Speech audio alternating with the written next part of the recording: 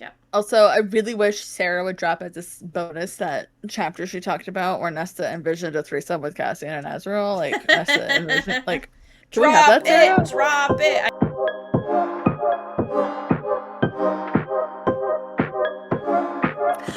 Welcome Welcome to to our our cult, cult, the the Cult Cult of of Books. Books. We're We're your your leaders. leaders. I'm Natasha. And I'm Janie. Welcome, guys. Hey. What are we doing today, Janie? What are they in store for? Ooh, you guys. We are here with another unhinged recap for you. And of course, we are doing ACOMAF, A Court of Mist and Fury. Yay! Yay! We are so So- excited, you guys. We really put our heart and soul into these recaps. We really love doing them for you, but especially this one. I feel like every time we do it, we just get better and better and better. So, Yeah, especially with how long these books are. It's like, yeah. Yep. Yep, definitely. yeah, we're just very excited, guys. Like, oh, We are very excited. planning this forever. Yes. Okay, so a few things before we get started today, guys. This is an adult-rated podcast. We are adults and we say adult things, talk about adult topics, especially in this one. So be careful listening with little ones around. Maybe pause and wait till they're gone and then come back. And this is, again, it's just our recap, unhinged recap. If you want more in-depth, deep dive, go listen to Fantasy Fangirls. They do amazing coverage of the entire ACOTAR series. And they have just posted what you need to know for Crescent City before ACOTAR 6. So they just posted that too. So go watch them if you want deep dive. It's really good. Yes, definitely. Definitely. They are amazing. We love them. All respect. They really go into the meat and the potatoes. We're here to just give you the cliff notes. They do. They go so meat and potatoes, and they have so much like theories too. And I'm like, ooh, yes. Love that. Love that. Speaking of theories, we will have a mini-sode for you where we are going to discuss your fan theories about ACOTAR and ACOMAF and the entire universe. I've been coming across so many theories. I send them to Natasha. She sends me theories. We kind of go back and forth. So I want to bring you your theories so we can discuss our thoughts. So that being said, if you have theories about ACOTAR through the first book, through the second book, continuing through the whole series, please put them in our comments below. We want to discuss. And I keep hearing a lot of things, and I want all of them. I want to talk about it all. Really. I know. I've had to like limit my theories. I'm like, I gotta wait. Right? Yeah, exactly. Exactly. All right, let's go ahead and get into it. So the way that we structured this episode, last time we did the first half of the book, somebody discussed it, and then Natasha did the second half, I did the first. This structure for ACOMAF is different. We literally traded chapter by chapter, so we're going to be switching back and forth quite a lot, so just bear with us. There are 3 parts to ACOMAF, so we're going to go right into part 1. I'm not going to reintroduce anything or reintroduce you to the characters. If you want to know about the characters of the world, go back to our ACOTAR episode, brush up in the first bit of it. Anytime we get introduced to a new character, we will briefly go over them because this is still a lore building book. Yeah. So when a new character pops in, we'll make sure to mention who they are and where, how they relate to the series and where they're kind of like at in the hierarchy. Okay, so part 1, chapter 1. So we meet up with Farah. We learn that she is having basically nightly, horrible nightmares of the horrors that happen underneath the mountain. We also learn that she's engaged to Timmy Tam.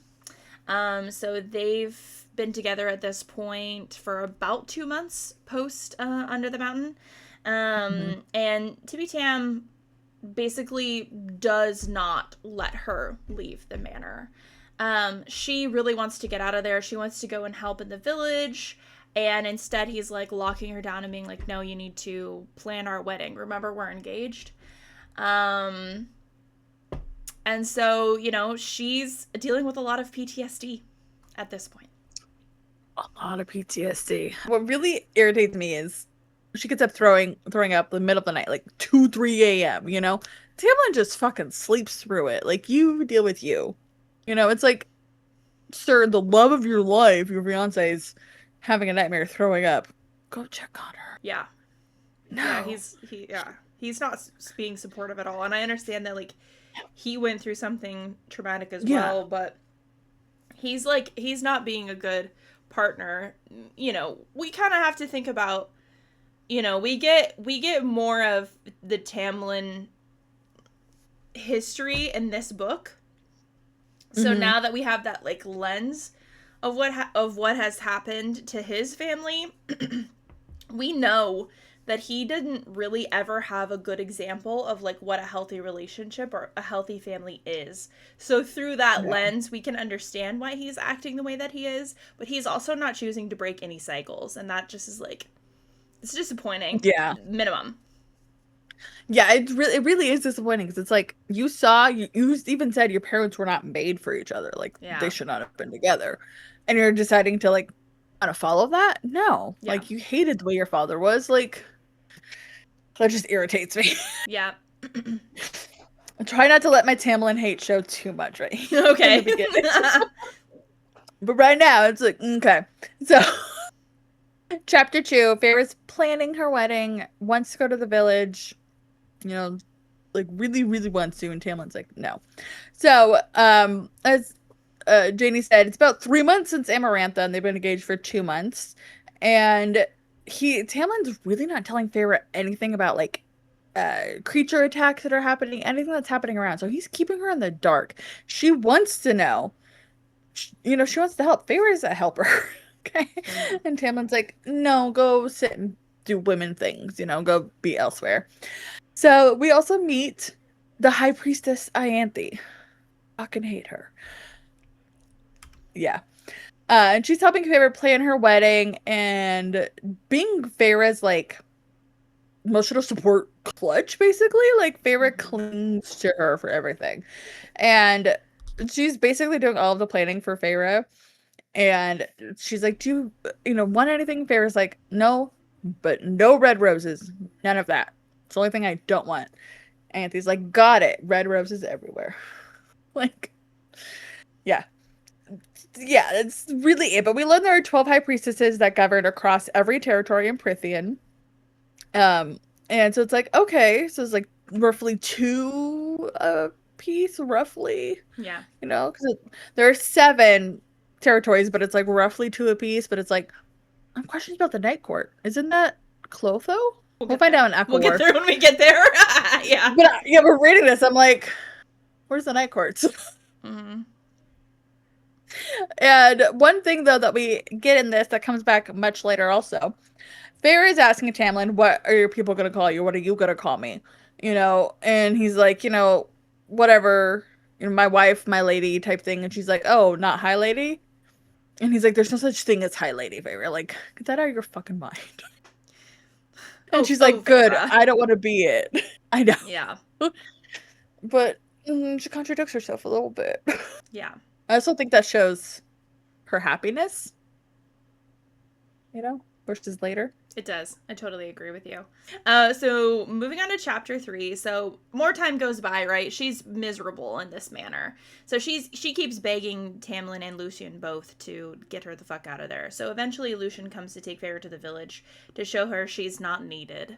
Basically, yeah, damn Feyre, chill out. This village does not fucking need you, can't you see? And so she's like, she feels unneeded, right?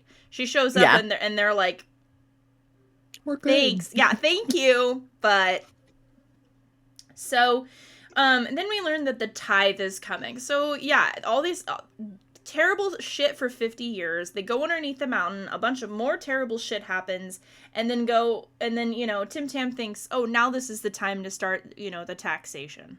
Let's just go ahead and tax everybody that's living on my land. Oh, you guys are still being attacked by creatures? Pay the tax. Pay up, bitches." You want to be protected? Pay me. Yeah. Yep. So, you know, if the people that live in the Spring Court don't pay their taxes, they will be punished, and it's very barbaric. The punishment, and Feyre learns about this, and she's just like, ugh, like, she's not a fan of this. You know, honestly, Feyre just wants to marry Tamlin as himself, not what he is, not him as the High Lord. I just threw that Dorian quote in there. Because, like, it's kind of fitting, honestly. yeah. And Lucian says that they are one and the same Feyre. You know, like, listen, you don't get to have one without the other. So, I love that Natasha added Dorian's quote. You cannot pick and choose which parts of him to love, which is true. True. Yeah, it's like, yes, we don't like Tamlin, but yeah, you can't pick and choose what parts to love. Like, he's Tamlin, but you have to love the High Lord, you know? She's an assassin, but you have to... Yeah, exactly. Yeah. I was like, this actually fits very well in here. It does. I totally agree with you. Okay, chapter 4, guys. You ready? A wedding day. So, guests are arriving for the wedding. Yay. You know, Feyre's kind of iffy. So there's a montage of dinners, luncheons, hunts, etc. Feyre's so out of it here. Like, she just kind of is, like, in the background, hanging with Ianthe. Like, I don't want to do anything. Yeah. She, like, clings to Ianthe because Tamlin's just hanging out with his bros, you know? I don't like these things either. Let me go hang with my friends. They're all there, and she's like, no.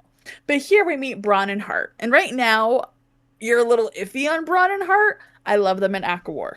Just gonna say that. So, they are important here. They come into play at ACOWAR. So much better. Ianthe wasn't under the mountain, we find out. She was able to get away with her family. I'm so sus of that. Like, everything she does, I'm sus. Immediately. Yeah. Everything. Yeah. So, Feyre has a nightmare later that night about spikes coming down from the ceiling. So when she wakes up, a night breeze floated through the open windows, ruffling my hair, drying the cold sweat on me. The dark sky beckoned, the stars so dim and small, like speckles of frost. And I'm just like, that was so Rhys just being like, I'm here for you, but like subtly, but like you don't even know it's me. He does that so much. If you pay attention to the writing, he is around so much more than what he, like, says. Like, he's like, yeah, I wasn't really paying attention. And it's like, okay, girl, okay.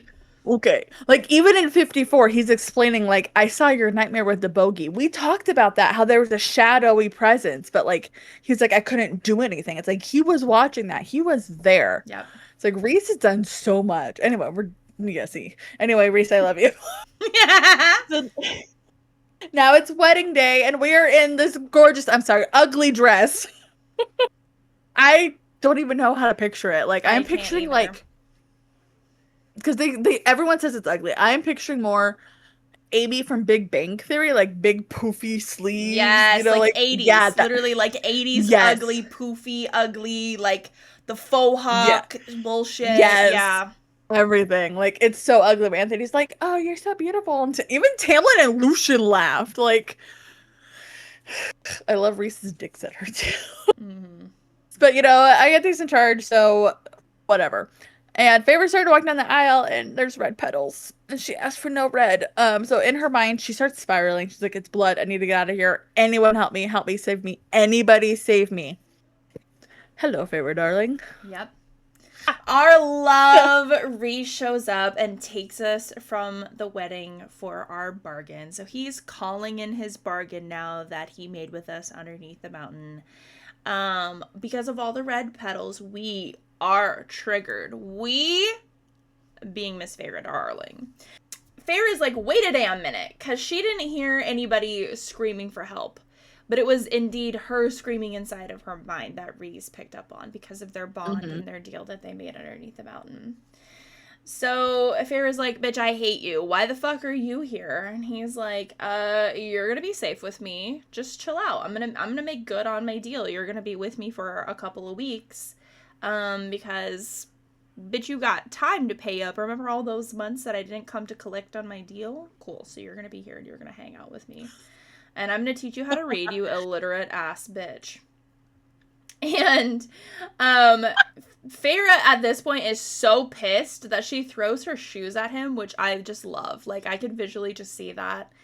And then so she ends up hearing, you know, they're in this house, and she ends up hearing this big manor. And she ends up hearing, so that went well, lol. She's like, another female voice? Like, who the fuck is that? And the next morning, the handmaids from underneath the mountain come to take her down to breakfast with the High Lord. He's just like, yeah, girl, so, like, during the week that you're here, you're gonna learn how to read. On to the next. I'm gonna teach you. Yeah. And I'll teach you. I'll be your private tutor baby. Private tutor. Oh, he could private tutor me anytime. Anyway. So, I said, Reese is really insistent that Feyre learn to read and write. She's like, no. And he's like, you going to, because I want you to work with me. So, oh, and she also needs to practice her mind shield, because he's like, look, you're sending everything down. I don't want to see you throwing up anymore. Let's work on this. Yeah. Because, you know, they're Daemati, but Feyre doesn't know what she is yet. We know. Yeah. And then enter that female voice, Morgan Moore, Reese's cousin. And she's like, I'm trying not to come on too strong. So she's kind of being subtle. But one of my favorite lines is Feyre's like, it's nice to meet you. And Moore's like, liar. And, you know, Moore calls her out. Because we learned Moore's power is truth. It's like, what the fuck is her power? Yeah. Does she speak the truth? Does she call out the truth? But she lies. Yeah. So does she just know the truth? Like, what is it? What is it exactly? We do not know. It pisses... collective pissed the fuck off. Collectively. Yeah. We have questions, as you can see, like... Exactly. Anyway. We're gonna get really into it. And so we get a reading lesson. Yay! Reese gives Feyre a piece of paper to read. She does slowly. So it says, you look absolutely delicious today, Feyre. And then she's like, what the hell? And he's just laughing. Mm-hmm. It's like, he's like, I speak the truth, basically. Mm-hmm. Our sarcastic boy. Our sarcastic boy, we love him. Then he claws into her mind and tries to get her to force him out. She eventually does by imagining herself as a wave. Hello, Summer Court. And washes him out of her mind. She's like, he won't leave. She's like, I need to get him out, like push him away, force him out. Whoosh. And he's like, that worked, you know? He's like, all right, you're beginning. Then he teaches her to build shields. Reese is also using lessons as a guise and help to stop her from shoving everything down the bond, as said. And because he already has his own issues, he doesn't need hers too. Yeah, he does want her. Remember how traumatized Reese is? He endured 50 years of torture. Yeah. So he's like, but also Reese will want to know how she is. So he's like, don't send everything down. Yeah. But send shit. So Reese tells Feyre he wants her help with Hybern and convincing Tamlin that they need to work together. And he gives her some information, but not a lot. He shows her like a map, but like there's a bunch of blank spaces. And she's like, what's that? He's like, don't worry. Mm-hmm. Mm-hmm. Yeah, so at this point, Reese is dropping that war is coming. Feyre begs him not to invade the mortal lands. So she's thinking that this is going to be the war between Fae and the humans. Mm-hmm. Like 500 years ago. Girl, you're so wrong. Reese is like, I'm not gonna do that. You really think I'm evil, huh? And Reese is like, the king of Hybern. He lives on another island. He's trying to come over here and take over the fairy lands. And ultimately, he wants to own the human lands as well. And Reese is like, Hybern probably has allies here. He thinks in the Fae lands. There was a war 500 years ago, and Reese drops on Feyre that, yes, indeed, I did fight in that war. So Feyre's like, how the fuck old are you? And he's just like, that's for me to know and for you to find out, diva. He's like, by the way, we have untested High Lords. There are people here in the Faelands, High Lords, that have not been ruling for that long, because remember, Ianthe fucking a bunch of folks. So we have leaders that don't know what it's like to be in wartime. Mm-hmm. He's also like, there's a power, battle going on between the High Lords and the High Priestesses for power. Some shit's going on between them. I don't know what exactly, but they're battling each other for power, as well as the King of Hybern's trying to get in here and infiltrate and take shit over. And Reese is like, you're gonna be my undercover girly. Feyre's like, oh, I don't know. I have to think about it. So as the week goes on that Feyre's in the Night Court, she starts to feel a little bit better. She's not puking as much. We also learned that the priestesses have started to be attacked. They don't know who's doing it. Moore starts dropping hints about Rhys's cadre, aka Azriel and Cassian, which we have not been introduced yet at this time, but they will be coming. And then Moore starts to explain what winnowing is, aka jumping between spaces, which, if you're familiar with Throne of Glass, you already know what that is. She also explains the Illyrian war bands, which is badass winged hot men, which is basically Rhys's platoon, his army, essentially. He rules over them. He doesn't rule them specifically, but they do fight on behalf of his, like, need. You know, he's their king, right? He's their high lord. So. Yeah. But they do kind of run themselves, and we kind of get a little peek window into what that is actually like a little bit later into the book. So, you know, Rhys drops her back off at the spring court because it's the end of the week, and Tamitha is like, where the fuck have you been? I called him Bishman, is like, I'm gonna need to question you while it's fresh in your mind. Okay, so this is Tim Tam being like, I need to know everything that there is to know about the Night Court. Like, he's suspicious of them off the rip. He does not want her to go back there. I need to question you. Farrah's like, why do you need to question me? Like, that wasn't of my choosing. I didn't go, you know, of my own accord. I was literally taken. Mm-hmm. And she's like, I'm just back. Why don't you just love me? Like, remember, are we still, like, engaged? Are we still going to be married?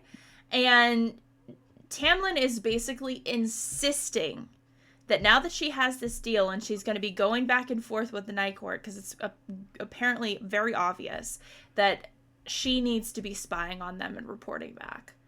And she's like, why do you want to know? Why do you want me to do that? And Farrah kind of feels like she's being interrogated, and it makes her feel really uncomfortable. Mm-hmm. And, you know, Tim Tam is like, I'm not going to train you. I'm not going to work with you on your powers, and there is no conflict with Hybern. Like, end of discussion. We're not discussing this. Bye.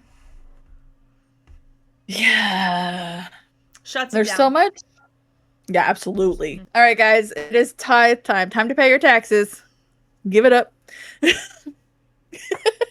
So the day is stressful and annoying, and Farrah just has to sit there and watch Tamlin be, like, pampered with, like, money and food and just different things. And Lucian's just taking notes, and Tamlin's like, you have 3 days extension to pay, blah, blah, blah, all that shit. And Farrah's just like, I'm bored as hell. Mm-hmm. And she sees a water wraith come up, and they're unable to pay. She's like, there's no fish. Like, we can't do anything. My sisters and I can't eat. We can't pay you. So they have an extension, but she's like, I don't know what the fuck. So Farrah's like, we don't need this shit. So she runs after her, gives her the jewels that are on her back, basically. And they're like, what do you want? And Farrah's like, nothing. Just, I've been where you have. Go pay your tithe. Like, go pay it. Tamlin's pissed. He's like, that's not how it goes. But the wraith is like, me and my sisters will not forget this. And I was like, reading it the first time, I was like, mm-hmm. Catching this. Mm-hmm. Mm-hmm. You know, I thought it would come into play later, not as quick, but, you know, yeah. I still caught it early on, like, something's gonna happen. Yeah, you're like, oh, that's interesting that she had this very intense exchange, and the water wraith is like, I will not forget. And you're like, okay. I know. Store that little nugget back there. That for later. Yeah, exactly. Yeah. So that all happens, and then Tamlin's kind of mad at her, I said, and so they're at the dinner table, and Farrah stands up for herself here. She doesn't, like, kind of sink in and be like, whatever, Tamlin. She stands up and fights back with Tamlin, and she tries to get, like, encourage Lucian, like, not vocally, but, like, through her eyes, like, Lucian, fight, Lucian, like, stand up, like, fight this, and then she accidentally slips into his mind for a second, and then is like, like, leaves, and then Farrah just gets up and leaves, and she's like, I'm gonna ignore the new handprints that are burned into the table where I was sitting. Mm-hmm. Oops.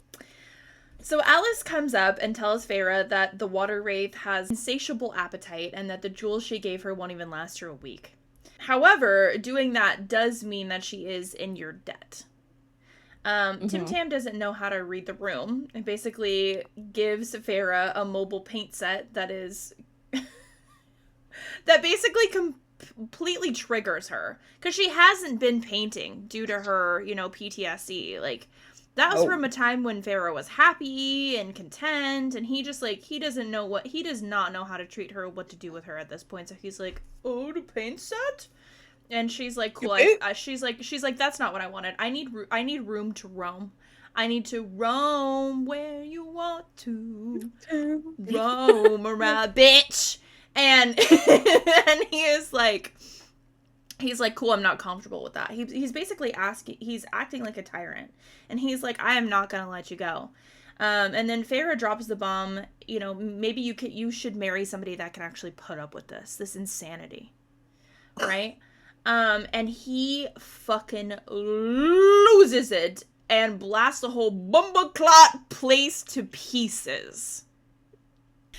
So after Tamlin explodes that, the study's in charge. Tamlin's sitting there panting. His breaths are like sobs, she says. Feyre realizes she has a bubble protection around herself, and Tamlin can't enter.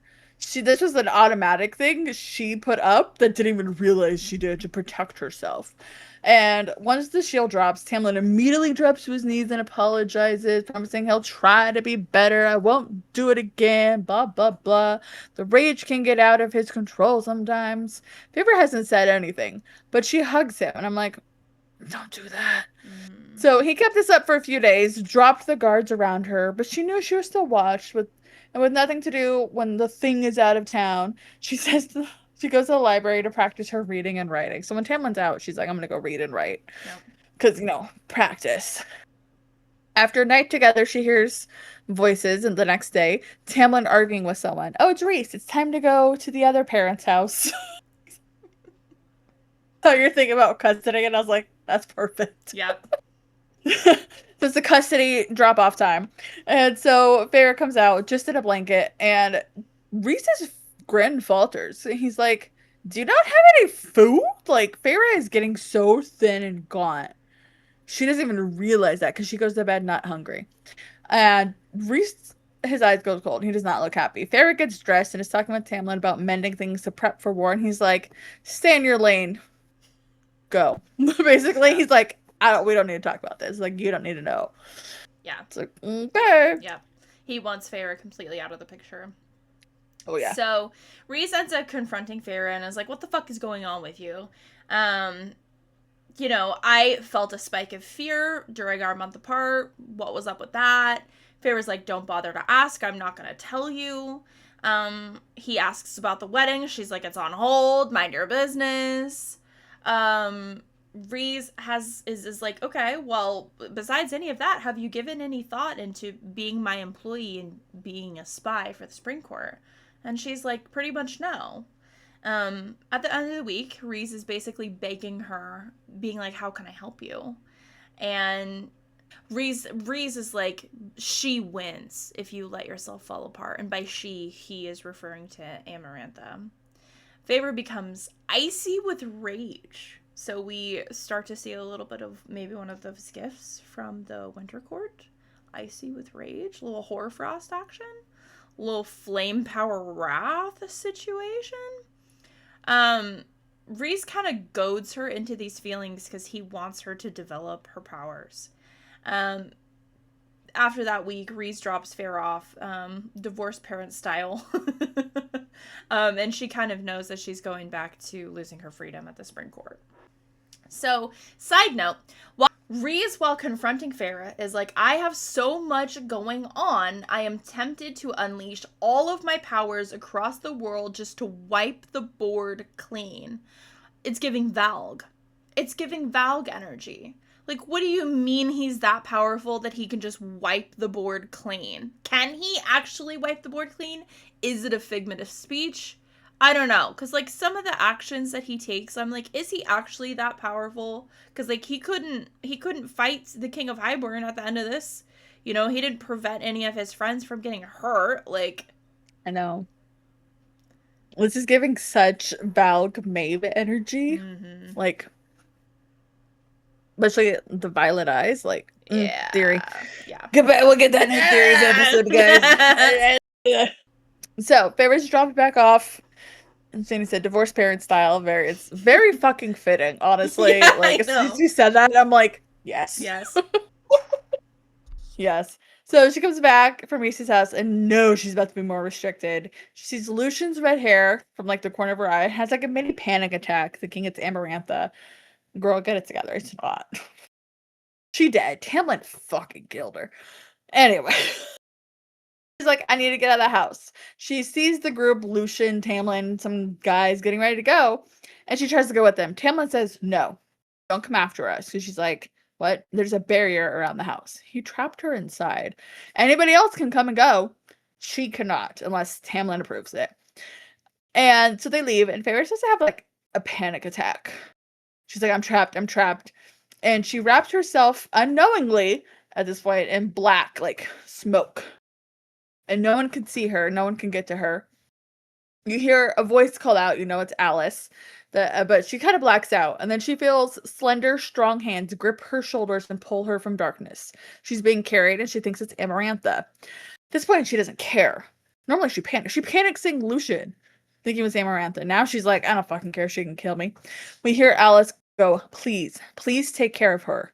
More and more responds. You're lucky, I just knocked out your guards, basically. Like, fuck off. And so, it's not Amarantha. Moore is walking across the lands with Feyre. She feels them start to go down, like, under the mountains, and then she kind of freaks out, like, I can't be underground. Like, I get it, girl. And Moore calms her, and then they meet up with Rhys, and he takes Feyre, and they winnow away. That's it.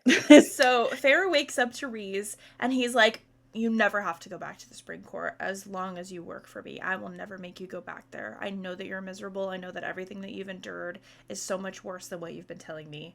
Feyre is really hesitant, but then she's like, I was a beggar once, and I never want to do that again, so maybe I would work for you.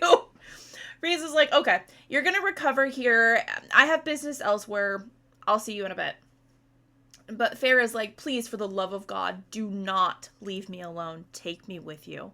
I cannot be left alone again. I've gone through too much. Rhys is like, okay, fine, but you cannot tell anyone what you are about to see.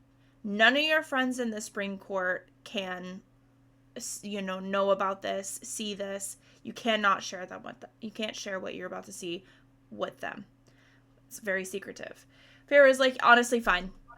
I don't care. Let's just go. So he takes her to Valaris. So, magical Valaris.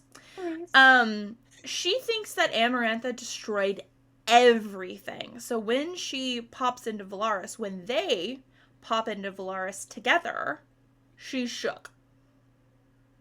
And they're in this nice townhouse. What the fuck? A townhouse? This day and age? Yeah. In this economy? But I love this because Feyre's like, don't leave. Like, take me with you. Yeah. And, like, you can see Rhys, like, not wanting to make her stay, but wanting her to rest. Yeah. He's like, I will take you. He's like, you need to promise to, like, do shit for me first, though. But the vulnerability Feyre has here is, like, don't leave me behind. Don't. Yeah. And Rhys is like, I won't. Like, shut your fucking mouth. Yep. Yeah, it just, it breaks my heart. It breaks my heart.